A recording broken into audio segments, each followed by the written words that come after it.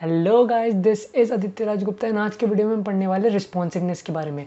तो वेबसाइट की रिस्पॉन्सिवनेस के बारे में हमने पहले भी बात की है और आज हम उसकी स्पेसिफिक चीज़ों पे बात करेंगे, यानी साइज़ यूनिट्स पे बात करेंगे। हम VH, M, RAM ये सब देखेंगे आज। तो बिना देरी कर अपने वीडियो को शुरू करते हैं। हाँ, तो यार सबसे पहले मैं आपको कुछ थ्योरेटिकल नॉलेज प्रोवाइड करना चाहूँगा, तो उसे देख लेते हैं एक बार, क्योंकि थ्योरेटिकल नॉलेज भी हमारे लिए बहुत ज़रूरी होती है। तो व्हाट इज़ रिस्पॉन्सिव डिज़ाइन? तो रिस्पॉन्सिव डिज़ाइन क्या होता है? तो responsive design is a way for a web developer to make his website adapt to all devices and resolution. जो मैंने आपको बताया कि रिस्पॉन्सिव डिज़ाइन हर एक डिवाइस में हमें सही से दिखे जो वेबसाइट, वही होता है रिस्पॉन्सिव डिज़ाइन। यहाँ पे मैंने एग्जाम्पल के लिए एक पिक भी लगा रखा है कि अगर टैबलेट मोड में देखना चाहें, हम कंप्यूटर मोड में देखना चाहे, कंप्यूटर डेस्कटॉप मोड में चाहे, लैपटॉप में देखना चाहे, फ़ोन में देखना चाहे या किसी भी मोड में देखना चाहे, हमारी वेबसाइट अगली नहीं लगनी चाहिए। वेबसाइट एक वेबसाइट की तरह ही लगनी चाहिए, वही होता है। और आप पढ़ सकते हैं यहाँ पे endless new resolutions and devices are difficult to support separately for a web developer, है ना। तो डिफिकल्ट होता है पर उसको करना ही पड़ता है। और responsive design is a necessity and not a luxury any more. ये ज़रूरी होता है यार, क्योंकि हमें क्या पता है कि मतलब एक डेवलपर को क्या पता है कि जो जिस क्लाइंट के लिए वो वेबसाइट बना रहा है या फिर जिस भी कंपनी के लिए वो वेबसाइट बना रहा है कौन सी यूज़ करिए। अमेजोन का एग्जाम्पल ले लेते हैं यार। अमेजोन की वेबसाइट कौन फ़ोन में नहीं चलाता होगा, कौन टैबलेट में नहीं चलाता होगा। आपने ही खुद देख लो, खुद कंप्यूटर में वेबसाइट चलाई होगी, खुद डेस्कटॉप में वेबसाइट चलाई होगी, बहुत लोगों के पास वाइड स्क्रीन डिवाइसेस भी होते हैं तो वो चलाते होंगे। तो इसलिए वेबसाइट रिस्पॉन्सिव बनाना बहुत ज़रूरी होता है एक डेवलपर के लिए। अब रिस्पॉन्सिव डिज़ाइन हम कैसे अचीव कर सकते हैं, उसके वेरियस टाइप्स। तो इसमें बहुत तरीके के टाइप होते हैं। व्यू पोर्ट के बारे में जानकारी मैंने आपको पहले दी थी HTML वाले प्लेलिस्ट में, तो आप उसको जाके एक्सेस कर लिए। डिस्क्रिप्शन बॉक्स में आपको लिंक मिल जाएगी। और हम उसका मैक्स विड्थ, मैक्स हाइट ये सब सेट करते हैं। वो सारी बातें हम वीडियो में करेंगे आगे। और मीडिया क्वेरीज भी यूज़ करते हैं। तो मीडिया क्वेरीज का ये तो वीडियो ही है, तो हम वो भी बताएंगे आपको। और M, RAM, VH, VW क्या होता है ये सब, तो ये सब की बातें करेंगे। तो बिना देरी करे आगे चलते हैं। तो अब यार ज़्यादा टाइम ना वेस्ट करते हुए मैंने मार्कअप प्लेग्राउंड में आके मतलब न्यूटन स्कूल के लॉन्च पैड पे आके मार्कअप प्लेग्राउंड में आ जाना आप, और वहाँ पे एक प्रोजेक्ट क्रिएट कर लेना जो कि मैंने साइज यूनिट्स के नाम के रखा है। डिस्क्रिप्शन बॉक्स में M, RAM जो भी देना चाहते हैं आप वो दे दीजिए, साइज यूनिट्स ही दे दीजिए, वो चलता है। फिर बॉडी टैग लगा लीजिए, जावास्क्रिप्ट का पार्ट हटा लीजिए। और फिर हम यहाँ पे एक H1 लिख देते हैं। यहाँ पे हम H1 कुछ कंटेंट तो देना पड़ेगा ना मुझे पहले, CSS अप्लाई करने से पहले। मार्कअप नहीं होगा तो हमारा कैसे CSS अप्लाई होगी। तो इसको मैं ID भी प्रोवाइड करना चाहूँगा। यहाँ पे ID हमारा रहेगा यहाँ पे फर्स्ट। ID में फर्स्ट दे देता हूँ और यहाँ पे कंटेंट लिख देता हूँ दिस इज़ फर्स्ट हेडिंग, ठीक है। और इसी को मैं कॉपी मार लेता हूँ, ठीक है। कॉपी कर लेते हैं हम इसी को ही, और कॉपी करने के बाद 2 बार मैं पेस्ट कर दूँगा यहाँ पे।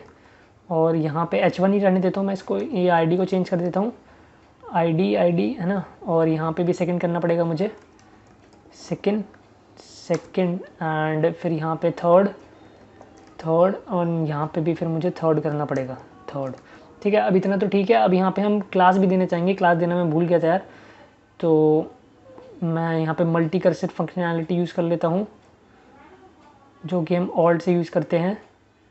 और तो यहाँ पे मैं क्लास दे देता हूँ, क्लास में देता हूँ इसको कंटेनर एक मतलब ऑफिशियली यूज़ कर सकते हैं, हम बोल सकते हैं इसको, है ना। इसको मैंने गलती से सेव कर दिया, पॉपअप से आएगा। 1 मिनट हटा लेता हूँ मैं इस पॉपअप को। हाँ हट गया, ठीक है। अब यहाँ पे हम करना चाहते हैं ऐड CSS कुछ। तो यहाँ पे पहले मैं H1 को कुछ CSS प्रोवाइड करना चाहूँगा यहाँ पे। तो यहाँ पे H1 को मैं टेक्स्ट लाइन सेंटर दे देता हूँ। टेक्स्ट लाइन सेंटर से क्या होगा, सारा जो कंटेंट हमारा वो सेंटर में आ जाएगा। तो अगर उसको देखें हम, ये तो सेंटर में आ चुका है। अगर इसको थोड़ा बैकग्राउंड प्रोवाइड करा देता हूँ मैं, अच्छा लगेगा। ये बैकग्राउंड किस में दूंगा मैं, आपको पता ही है, आप कर लीजिए। कंटेनर को हम डॉट से फैच करेंगे, बिल्कुल कंटेनर, है ना, कंटेनर। और इसको मैं बैकग्राउंड देता हूँ कुछ लाइट सा, बैकग्राउंड देता हूँ सियान बैकग्राउंड। सियान में भी मैं और ज़्यादा लाइट कर दूँगा, तो ताकि कुछ अगली सा ना लगे और खूबसूरत सा लगे, है ना। बैकग्राउंड नहीं आया, ऐसा क्यों हुआ यार। डॉट कंटेनर की स्पेलिंग गलत है यहाँ पे, कॉर्नर टेनर मैंने वहाँ पे लिख रखा है, तो मैं इसको भी कॉर्नर टीनर जो भी है वो कर देता हूँ। अब अपने हिसाब से देख लेना। और क्लास कंटेनर, अच्छा यहाँ पर ये हर हेडिंग के पीछे बैकग्राउंड आ गया, पर मुझे ऐसा नहीं करना था यार। मुझे क्या करना था कि मतलब ये हेडिंग्स के पीछे मुझे बैकग्राउंड देना था, जो हमारा कंटेंट है उनके पीछे। तो मैं इसको हटा लेता हूँ, और गलती हो गई यार ये, है ना। और कोई नहीं, गलती तो सबसे होती है। और मैं एक बाहर में डिव में देना चाहूँगा ये सब, तो एक बाहर डिव बनाते हैं, डिव डिव है ना, और इसको क्लास दे देंगे हम सीधा क्या, कंटेनर। अब उसी के हिसाब से देना चाहूँगा मैं कॉर्नर टीनर, ठीक है, कॉर्नर टीनर, और फिर डिव क्लोज़ मारा इसको, और इसको उठा के हम इसको डिव को क्लोज़ कर देते हैं आसानी से।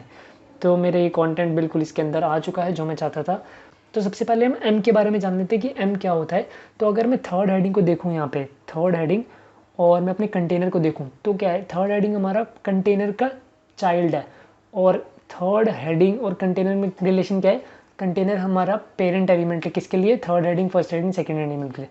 तो एम हम हमेशा याद रखना आप कि एम हम हमेशा पेरेंट एलिमेंट के हिसाब से देते हैं, देना नहीं चाहेंगे, देते ही हैं हम, ये रूल है एक। तो अगर मैं H1 को, H1 नहीं, मैं H1 तो वो मतलब सिलेक्टर है मेरा, यहाँ पे मैं आईडी में, आईडी क्या है, आईडी से मैं फर्स्ट, अगर मैं फर्स्ट फेच करूँ इसको तो, और यहाँ पे मैं दे दूँ इसको फ़ॉन्ट साइज़, फ़ॉन्ट साइज़ यहाँ पे अगर मैं 10M दे दूँ, 10M, तो ये क्या करेगा कि अपने पेरेंट एलिमेंट के 10 गुना बढ़ जाएगा, मतलब पेरेंट एलिमेंट से 10 गुना बढ़ जाएगा। क्यों, एम फर्स्ट वाला पैरा जो है ना वो पेरेंट एलिमेंट से 10 गुना बढ़ जाएगा। तो आपने देखा कि दिस इज़ फर्स्ट हेडिंग वाला पार्ट ही हमारा पूरा बढ़ा हुआ है, उनमें मैंने अप्लाई नहीं करा तो वो नहीं बढ़े हैं। अगर मैं वहीं सिमिलरली सेकंड और थर्ड में भी कुछ अप्लाई करना चाहूँ तो यहाँ पे मैं सेकंड लिखूँगा, सेकंड, और यहाँ पे फ़ॉन्ट साइज़ अगर 5 गुना बढ़ाना चाहूँ मैं, 5 पेरेंट एलिमेंट के हिसाब से, पेरेंट एलिमेंट क्या है यहाँ पर, कंटेनर है, तो आप देखना कि वो बढ़ चुका है 5 गुना, किसके हिसाब से, कंटेनर के हिसाब से। अगर मैं कंटेनर में भी कुछ लिख देता हूँ ताकि आपको पता चले, तो कंटेनर में मैं एक पैराग्राफ टैग लगाना चाहूँगा, या फिर सिंपल हम लिख देते हैं this is inner part of container, ठीक है। अगर मैंने यहाँ पे इतना लिख दिया और इसका नॉर्मल जो फॉन्ट होगा उसके हिसाब से ही ये इतना छोटा है यार, और इसका 10 गुना आप सोच सकते हो कि इतना होता है ये, है ना, फिर उसका 5 गुना इतना होता है, और ये तो नॉर्मल है ही हमारा थर्ड वाला, दिस इज हेडिंग। तो ये ऐसा है कुछ। अगर मैं कंटेनर को यहाँ पे वो दे दूँ, क्या दे दूँ, कंटेनर का फॉन्ट साइज़ चेंज कर दूँ, यहाँ पे कंटेनर का फॉन्ट साइज़ मैं यहाँ पे 10 पिक्सल्स का देता हूँ, पिक्सल्स में बात कर रहे हैं हम यहाँ पे 10 पिक्सल्स। तो ये हेडिंग्स हमारे चेंज हो जाएंगे। क्यों, अब कंटेनर का जो मतलब कंटेनर का जो फॉन्ट है ना, हमारा ओवरऑल फॉन्ट हमारा कंटेनर का है 10 पिक्सल्स। अब इन्होंने अपना कंटेनर के हिसाब से चेंज करा है। अगर यही इनका पेरेंट बॉडी होता ना, और हमने अगर उसको मान लो 20 दे रखा होता, तो उसी के हिसाब से अपना फॉन्ट साइज चेंज करते। तो एम आपको आई होप समझ आ गया होगा, नहीं समझ आया तो कमेंट बॉक्स में ज़रूर पूछ लेना जाके। और यार अगर आपको ये भी देखना है कि मतलब ये कैसे चेंज हुआ, हमें कैसे पता चलेगा, तो वो मैं इंस्पेक्ट एलिमेंट में जाके, मैंने न्यू टैब में खोल लिया है, आप इंस्पेक्ट करेंगे ना तो यहाँ पे आप ये जो मतलब सिलेक्टर है यहाँ पे जाके इस पे H1 पे क्लिक करके देखना आप, और फिर यहाँ पे कंप्यूटेड मतलब स्टाइल्स है, यहाँ पे कंप्यूटेड वाला है, लेआउट है, इवेंट लिस्नर्स है, ये सारे हैं। तो यहाँ पे अगर आप जब कंप्यूटेड में आ जाएंगे ना तो यहाँ पे फ़ॉन्ट वेट दे रखा है यहाँ पे, अच्छा फ़ॉन्ट वेट नहीं यार, फ़ॉन्ट साइज़, तो फ़ॉन्ट साइज़ यहाँ पे 100 पिक्सल दे रखा है। अभी 100 पिक्सल्स कैसे होगा, उसने 10 गुना उसकी फ़ॉन्ट साइज़ का ले लिया है ना, तो 10 गुना, पहले क्या था 10 पिक्सल्स था, तो 10 गुना, तो 10 × 10 कितना हो गया, 100 हो गया ना, तो 100 पिक्सल्स। अगर हम वहीं इसको चेंज कर दें, मैं वो भी दिखा देता हूँ आपको, वो भी टेंशन लेने वाली बात नहीं है यहाँ पे। अगर मैं इसका फ़ॉन्ट साइज़ यहाँ पे 20 पिक्सल्स कर दूँ ना, तो ये कितना हो जाएगा, 200 हो जाएगा। तो अब देखते हैं यार, कंप्यूटेड में हमारा, 1 मिनट, रिलोड हो रहा है शायद, अच्छा ये गायब भी हो गया क्या, 20 पिक्सल्स कुछ ज़्यादा ही बड़ा हो गया शायद, नहीं फिर भी आना चाहिए यार, ऐसा क्यों हो रहा है पता नहीं। अच्छा मेरे को ये फर्स्ट हेडिंग मुझे सिलेक्ट करनी पड़ेगी, तो फर्स्ट हेडिंग सिलेक्ट करा मैंने, फिर कंप्यूटेड, ये मतलब आईडी यूज़ करें ना मिसलेस, और अगर आप ऑफलाइन कोई एक एडिटर यूज़ कर रहे हैं तो आपके लिए बहुत आसानी पड़ेगी वहाँ पे। तो अगर मैं दिखाऊँ इसका फ़ॉन्ट साइज़ डिस्प्ले है ये, तो आपने देखा कि फ़ॉन्ट साइज़ यहाँ पे 200 पिक्सल्स हो गया। ऑसम यार, कितना अमेजिंग है ना ये। और यार अगर मैं यहाँ पे पैडिंग डाल दूँ ना, पैडिंग, तो आप बोलोगे कि मतलब जो पैडिंग है हमारी वो भी ऐसी सेम होगी, मतलब हमने अगर पैडिंग 3 रन दे दिए और हम पेरेंट एलिमेंट के हिसाब से देखें जो कि हमारे 10 पिक्सल्स है, 3M दे दिए और 10 पिक्सल्स है, तो कितना हो जाएगा, 30 हो जाएगा। और मैं आपको दिखाऊँ यहाँ पे, आप अमेज्ड हो जाओगे यहाँ पे, ठीक है, इसको देख के। पर अगर जिनको पता है उनके लिए वेल एंड गुड है यार, जिन्हें नहीं पता उसके लिए मैं अभी बताता हूँ। तो हमारे पैडिंग में जंप करते हैं हम सीधा, पी आ जा, पी पैडिंग चला गया शायद, तो आपने देखा कि चारों ओर से हमारे पास पैडिंग कितनी आ रही है, 300 पिक्सल्स की। तो ऐसा क्यों हुआ? आप सोच रहे हो कि 30 पिक्सल्स की पैडिंग आएगी, पर यहाँ पे तो 300 पिक्सल्स की पैडिंग आ गई। तो ऐसा इसलिए यार, इसको समझना जरूरी है हमारे लिए। तो अगर मैं इसको छोटा कर दूँ, अगर मैं इंस्पेक्ट एलिमेंट भी यहाँ से हटा दूँ, और अगर हम यहाँ पे देखें तो मैंने फर्स्ट वाले को पैडिंग दिया 3M और फ़ॉन्ट साइज़ दिया है उसका 10M। तो यहाँ पे इसको ध्यान से समझना कि मतलब पैडिंग हमेशा हमारा जो उसका पेरेंट एलिमेंट है उसके हिसाब से होता है। और यहाँ पे हम किसके हिसाब से देख रहे थे? हम अपने फर्स्ट एलिमेंट के पेरेंट के हिसाब से देख रहे थे। मतलब जो फर्स्ट का पेरेंट है ना, हम उसके हिसाब से देख रहे थे। और हमें किसके देखना था? हमें तो अपने जो पैडिंग है ना, पैडिंग का पेरेंट एलिमेंट कौन सा है? यहाँ पे फर्स्ट है, तो हमें उसके हिसाब से देखना था। और यहाँ पे फर्स्ट का भी पेरेंट एलिमेंट, अब यहाँ पे बात आती है कि फर्स्ट का भी पेरेंट एलिमेंट कंटेनर है, तो ये 3 बार मल्टीप्लाई हो जाएगा। मतलब 3M इंटू में 10 तो कितना हो गया? 300 हो गया ना, तो इसलिए 300 पिक्सल्स आया। अगर आप चेंज करना चाहते हो तो चेंज भी कर सकते हैं। अगर मैं इसको यहाँ पे 5 कर दूँ, इससे भी फ़र्क पड़ेगा यार। अगर मैं इसको 5 कर दूँ तो कितना हो जाएगा? हाफ़ हो जाना चाहिए ना। तो अब देखते हैं, हाफ़ होता है नहीं। इंस्पेक्ट एलिमेंट, और मतलब 150 पिक्सल्स हो जाना चाहिए अभी। तो इंस्पेक्ट करा मैंने, और मैं उसको सिलेक्ट करूँगा पहले जाके। हो जा भाई जल्दी जल्दी। वैसे आप देख सकते हैं कि हेडिंग भी चेंज हो गई यहाँ पे हमारी, तो ऑफ कोर्स ये हो ही जाएगा। और ये मैंने सिलेक्ट करा, फिर हम कंप्यूटेड पार्ट पे गए। ऑफलाइन एडिटर में वैसे वेल एंड गुड दिख रहा होगा। और यहाँ पे मैं पैडिंग देखूँ, अगर पैडिंग अच्छा डी है अभी, तो यहाँ पे पी में जाना है हमें। यहाँ पे टी में आ गए, पैडिंग कहाँ गया हमारा? अच्छा, तो पैडिंग आपने देखा यहाँ पे हमारा 150 पिक्सल्स हो गया। तो देखा यार आपने कितना औसम है ये, और कितना बढ़िया है ये। बिल्कुल बिल्कुल। और ये बात समझना आपके लिए बहुत इंपॉर्टेंट है। बार बार मैं रिपीट करूँ इससे बढ़िया ये है ना कि आप वीडियो को दोबारा देख लो। अगर फिर भी आपको कुछ समझना है तो कमेंट सेक्शन है ही यार आपके लिए, ज़रूर पूछ लेना, ताकि मुझे भी पता चल सके कि आप मेरे साथ कर रहे हैं कोडिंग, और आपको मोटिवेशन देने के लिए मैं और वीडियोस ऐसी लाती रहूँ। मतलब वेब डेवलपमेंट का कोर्स अपना मैं कंटिन्यू करता रहूँ। वैसे तो मैं कंटिन्यू ऐसे भी करूँगा, कहने वाली बात नहीं है कुछ। इसको और सेकंड वाले को मुझे कमेंट आउट करना है, और मेरा ये मतलब बिल्कुल नॉर्मल दिखेगा, है ना? हाँ यार, ये आउटपुट सेक्शन में मेरे बिल्कुल नॉर्मल दिख रहा है। उससे पहले मैं अगर बता दूँ, अगर फिर भी आपको चीज़ें समझ ना आई हो ना, तो आप एक नया टैब खोलिए और वहाँ पे लिखिए comprehensive guide to rem and em, ठीक है? तो कॉम्प्रिहेंसिव गाइड यहाँ पे खुल जाएगा, और पहला वाला जो लिंक आएगा यहाँ पे वेब डिज़ाइन 2++, यहाँ पे जो हमारा क्या कहते हैं CW3 स्कूल्स है, वो भी एक अच्छा कंटेंट प्रोवाइड करता है। वैसे तो ये वाला जो हमारा ये बता देगा, webdesign.tuts+.com है ये वेबसाइट का नाम। तो ये कॉम्प्रिहेंसिव गाइड का पूरा मतलब गाइड दे रखी है यहाँ पे, एम और रैम। इसको आप एक बार देख लो यार, अगर आपको समझ नहीं आया, और समझ आया तो आपके लिए वेल एंड गुड है, और फिर आप प्रैक्टिस कर सकते हो यहाँ से, बिल्कुल, है ना? तो आप नेट का भी रेफरेंस ले लिया करो कभी कभी यार, कुछ समझना आए तो कमेंट सेक्शन है, पूछ लेना। अब हम कुछ रिस्पॉन्सिवनेस की बात कर लेते हैं यार। तो मैं क्या करूँगा, यहाँ पे इसको मैं पहले बैकग्राउंड नहीं यार, बैकग्राउंड नहीं, बॉर्डर देता हूँ, क्योंकि बैकग्राउंड तो ऑलरेडी मैंने प्रोवाइड कर ही रखा है। 2 पिक्सल सॉलिड, यहाँ पे हम ग्रीन प्रोवाइड कर देते हैं, सियान पे ग्रीन बढ़िया लगेगा, या फिर हम डार्क सियान भी कर सकते हैं। तो हम सीधा उसी में जाते हैं, और थोड़ा ब्लैकिश सियान देख लेते हैं एक बार। हाँ यार, थोड़ा ब्लैकिश सियान दे देते हैं यहाँ पे हम, है ना? तो जो हमारा बैकग्राउंड है, अब यहाँ पे बॉर्डर बैकग्राउंड कर देता हूँ मैं बार, बॉर्डर हमारा आ चुका है यहाँ पे। अब मैं इसको हाइट और वेट्स कुछ प्रोवाइड करना चाहूँगा। तो यहाँ पे मैं, अब याद रखना यार कि हम VH और VW की बात करने वाले हैं। तो यहाँ पे लिख दूँ क्या मैं? तो यहाँ पे लिख देता हूँ VH एंड VW, ठीक है? कमेंट आपको बता ही रखा मैंने CS में कैसे डालते हैं।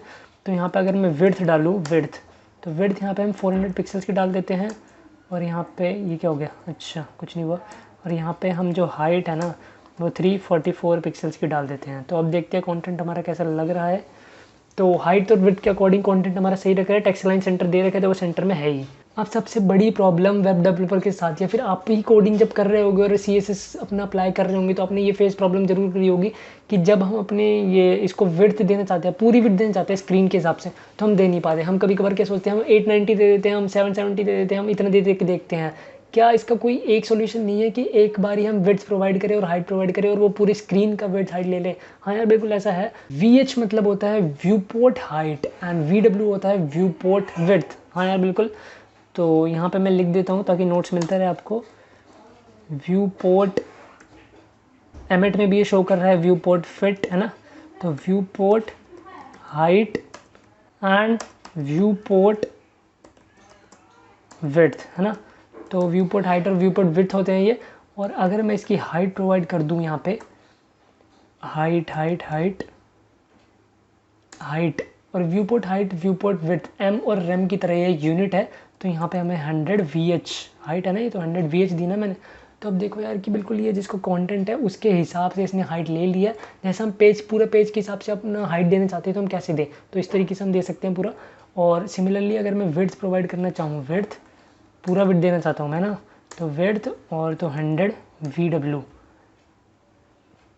तो 100 VW दिया तो आपने देखा कि पूरा आ चुका है। और आप जब ये बोलोगे कि स्क्रॉल क्यों हो रहा है यार, स्क्रॉल इसलिए हो रहा है क्योंकि हमारा नैव बार यहाँ तक है और ये इंटीग्रेटेड प्लेटफॉर्म है तो इसलिए ऐसा हो रहा है। और अगर आप ऑफलाइन जब कंपाइलर यूज़ करोगे ना, ऑफलाइन यानी कोड एडिटर यूज़ करोगे, तो आपको ये अच्छे से दिख जाएगा पूरा, मतलब विड्थ लेगा ये। और आप सोचने वाली बात है कि मतलब ये व्यू पोर्ट और व्यू पोर्ट, मतलब व्यू पोर्ट हाइट और व्यू पोर्ट विड्थ ही हमें क्यों देना पड़ रहा है। एक्चुअली यार ये व्यू पोर्ट हाइट और व्यू पोर्ट विड्थ ना हमारी परसेंटेज में है, मतलब 100%। अगर मैं हम 100% भी दें इसको, आप देखोगे मेरा कंटेंट तो ओवर रिटर्न हो ही जाएगा। 100% है ना, 100% में दूँ ना तो सेम बात है उसके लिए। तो व्यू पोर्ट हाइट और व्यू पोर्ट विड्थ 100% है हमारा, तो लगभग सेम बात होती है ये सब। वैसे अगर बहुत रेयर केस में हम हर जगह इसको यूज़ नहीं करते view port height viewport width को, हम बस मतलब एक बाहरी पेरेंट में देना चाहेंगे व्यू पोर्ट हाइट और व्यू पोर्ट विड्थ। तो जब हम प्रोजेक्ट्स करेंगे तो मैं इसका यूज़ आपको बताऊंगा। और फिर भी आपको यूज़ करना है तो नेट पे एक बार गूगल कर लीजिए आप और रेफरेंस ले लीजिए वहाँ से। तो यार मैंने आपको एम के बारे में बता दिया, मैंने आपको रेम के बारे में बता दिया, मैंने आपको व्यू पोर्ट हाइट बता दिया, व्यू पोर्ट विड्थ बता दिया। तो हमारा मतलब अभी यूनिट्स में इतना ही आता है। और पिक्सल्स तो आपको पता ही है क्या होता है। तो पिक्सल्स होता है 1/96 ऑफ इंचेस, है ना। एक बार गूगल कर लेना, शायद ये कैलकुलेशन नहीं रॉन्ग हो, पर नहीं मैं करके दिखा देता हूँ आपको। पिक्सल्स 1 पिक्सल्स 2 इंचेस, पिक्सल्स तो मैंने पहले बता रखा है, पिक्सल्स 2 इंचेस ना 1/96 पार्ट होता है ये। तो पिक्सल्स तो यहाँ पे देखेंगे कहाँ है, how many pixels in 1 inch, तो 96 पिक्सल्स, तो मतलब वही बात है 1/96। तो यार मैंने आपको सभी चीज़ें बता दी है। जाने से पहले एक बार लाइक कर देना और अगर चैनल पर नए हो तो उसे सब्सक्राइब जरूर कर देना। और वैसे भी आपको डिस्क्रिप्शन बॉक्स में प्लेलिस्ट के लिंक मिल जाएगी। मैंने HTML वाला पार्ट सारा अपलोड कर दिया है, CSS का पार्ट चल रहा है, ऑन गोइंग है। उससे पहले मैंने एक ऑसम सा जिम वेबसाइट भी बनाया है, उसकी लिंक भी मैं आपको प्रोवाइड करा दूँगा नीचे डिस्क्रिप्शन बॉक्स में। जाइए देखिए और मतलब मज़े लीजिए, डेवलपर बनिए। तो चलते हैं, कोड करते रहो, पढ़ते रहो, बाय।